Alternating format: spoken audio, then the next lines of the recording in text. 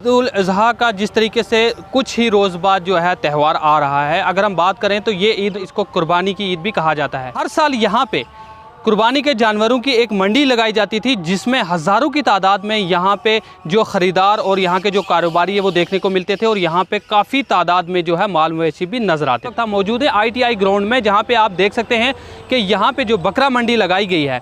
और सबसे बड़ी बात जो हमें यहाँ पे दिखाई दी वो ये कि यहाँ पे जो एहतियाती तदाबीर पर अमल किया जा रहा है। यहाँ पे जितने भी जो कारोबारी हैं उनकी जानिब से जो ख़रीदार आते हैं उनको पहले से आगाह किया जाता है कि वो सोशल डिस्टेंसिंग को मेंटेन करें, और उसके साथ साथ अपना मास्क जो है उसको इस्तेमाल करें, और बिना मास्क के किसी को भी ये अपने जो है बकरा मंडी में दाखिल होने की इजाज़त नहीं दे रहे। तो हम यहाँ के कुछ मकामी जो कारोबारी हैं हम उनसे भी बात करने की कोशिश करेंगे कि हर साल की तरह इस साल जो है अगर हम बात करें कीमतों की, तो कीमतों में कितना इजाफा हुआ है या किस किस्म की जो है कीमतें चल रही हैं, क्या उनके माल मवेशी को जो ख़रीदने के लिए यहाँ पे ख़रीदार आते हैं, क्या उनकी जो माली हालत है, जिस तरीके से लॉकडाउन रहा है, लॉकडाउन के दौरान काफ़ी जो है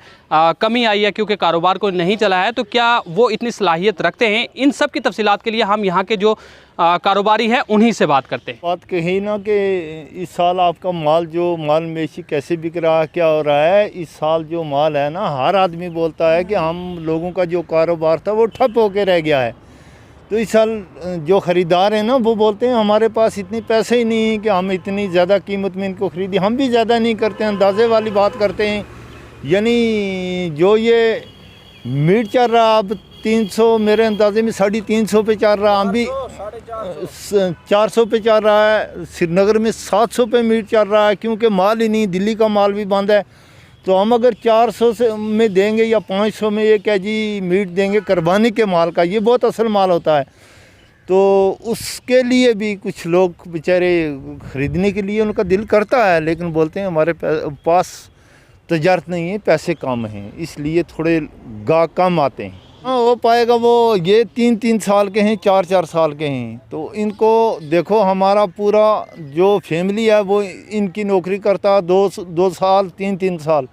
तो अभी जो यहाँ रेट बता रहे हैं ये कम बता रहे हैं, कोई बता रहा है 8,000, कोई 10,000, कोई 12,000 बता रहा है। तो इस पे हमें कहाँ बराबरी इसकी होगी, नहीं होगी बराबरी। और यहाँ पे वो ख़रीदारी करने के लिए उनकी इतनी सलाहियत नहीं है कि अगर कोई 20,000 का जानवर है या 15,000 का है तो उनकी इतनी जो है सलाहियत नहीं रखते हैं वो कि वो उसको ख़रीद पाएँ, जिसकी वजह से कहीं ना कहीं उनके लिए भी काफ़ी परेशानी बनी हुई है। हमारे साथ यहाँ पे कुछ और भी लोग मौजूद हैं, हम उनसे भी बात करेंगे। जी देखिए सर, मैं खुद ये बिज़नेस करता हूँ, दुकान करता हूँ, मीठी की दुकान करता हूँ मैं।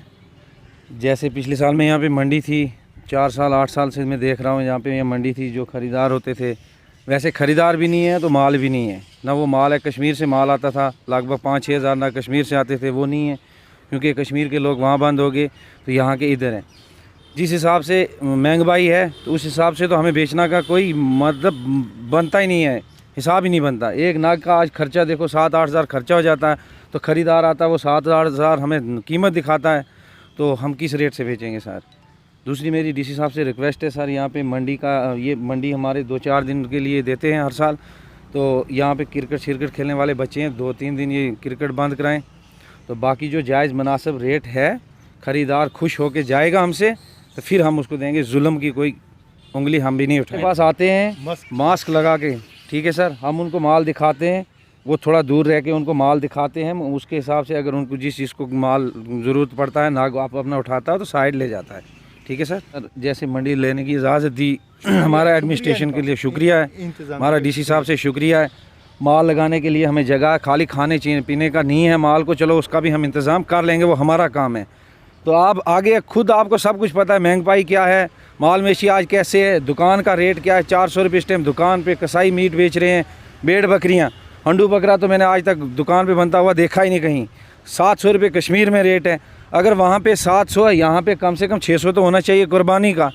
यहाँ पे हमारे डीसी साहब ने रेट, मैंने देखा नहीं, मैंने सुना कि 230 रुपये ज़िंदा निकाला। आगे पीछे यहीं के लोग 250-300 रुपये किलो उठा के ख़रीदते हैं, तो वो आज हमें कहते हैं 250 या 230 रुपये दो, कौन देगा भाई साहब, कहाँ बराबर दी आएगी। हमें भी बाल बच्चा है, 6-6 महीने साल इनको हम पालते पोसते हैं। आज हम यहाँ पे नीलाम करके जाते हैं, घाटा पड़ता है, फिर 10-10 लाख कर्जा चढ़ जाता है लोगों का। बाल बच्चा क्या खाएगा, तो इंसान कैसे ज़िंदा रहेगा सर। बिल्कुल, जिस तरीके से आपने यहाँ पे देखा कि यहाँ के जो कारोबारी हैं जो काफ़ी दूर दूर से ये चल के अपने जो भेड़ बकरियों को यहाँ पे लेके आए हैं ताकि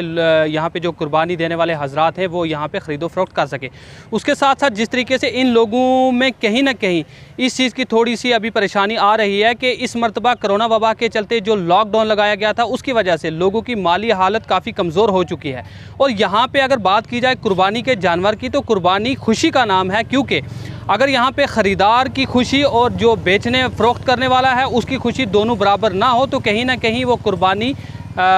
कबूल ना होगी। जिस तरीके से इन लोगों का ये भी कहना है कि अगर ये 2 साल या 2.5 साल एक जानवर को अपने घर में उसकी देखभाल करते हैं, उसका चारा जो है वो उसको देते हैं और उसके साथ साथ जो घर के काफ़ी मेंबर हैं जो वो उसी के देखभाल में लगे रहते हैं, लेकिन जब उसको फ़रोख्त करने का वक्त आता है तो अगर उनको उसकी कीमत में कुछ मुनाफा हासिल ना हो तो कहीं ना कहीं उन्हें भी काफ़ी दुख महसूस होता है, क्योंकि इन लोगों ने काफ़ी मेहनत की होती है। अगर बात की जाए यहाँ की इंतज़ामिया की, तो इंतज़ामिया की जानिब से जिस तरीके से इन लोगों को यहाँ पे बकरियाँ जो है यहाँ पे फ़रोख्त करने की इजाज़त दी गई है, तो उसकी वजह से ये लोग उनकी सराहना कर रहे हैं और लोग उनका शुक्रिया भी अदा कर रहे हैं। लेकिन साथ ही साथ एक मुतालबा इन्होंने ज़रूर किया है कि यहाँ पे ईद से तकरीबन 4 दिन कबल जो ये 4-5 रोज़ ही बाकी बचे हैं, इन 4-5 दिनों में यहाँ पे जो क्रिकेट मैच खेला जाता है उस पर रोक लगवाई जाए ताकि 4-5 दिनों में ये लोग अपना कारोबार यहाँ पे सही तरीके से कर सके। उसके साथ साथ यहाँ पे जो अगर हम बात करें सोशल डिस्टेंसिंग की, तो उसको काफ़ी तरीके से मेंटेन किया जा रहा है और यहाँ पे जो भी ख़रीदार आता है उसको पहले से ही इनकी जानिब से ये आगाह किया जाता है कि वो सोशल डिस्टेंसिंग का भी ध्यान रखे और उसके साथ साथ मास्क का भी इस्तेमाल करे और काफ़ी दूरी बना के दूर से ही बात करे। कहीं ना कहीं जिस तरीके से इन लोगों में ये बेदारी देखी जा रही है, तो हमें लगता है कि आने वाले वक्त में इस कोरोना जैसी वबा से हमें निजात हासिल हो सकती है अगर हर इंसान इसी तरह समझदार हो जाए। और उसके साथ साथ सबसे बड़ी खुशखबरी की बात यह है कि जिस तरीके से ये कहा गया है कि अगर हम कश्मीर की बात करें या दीगर अजला की बात करें तो वहाँ पे जो कुर्बानी के जानवर जो है ऑनलाइन उनको ख़रीदो फरोख्त की बात कही जा रही है, जिसकी वजह से आवाम काफ़ी नाराज़ है। लेकिन यहाँ ज़िला इंतज़ामिया की जो बात की जाए तो कहीं ना कहीं उनकी तारीफ़ करनी होगी कि उन्होंने जिस तरीके से यहाँ पे बकरा मंडी की इजाज़त दी है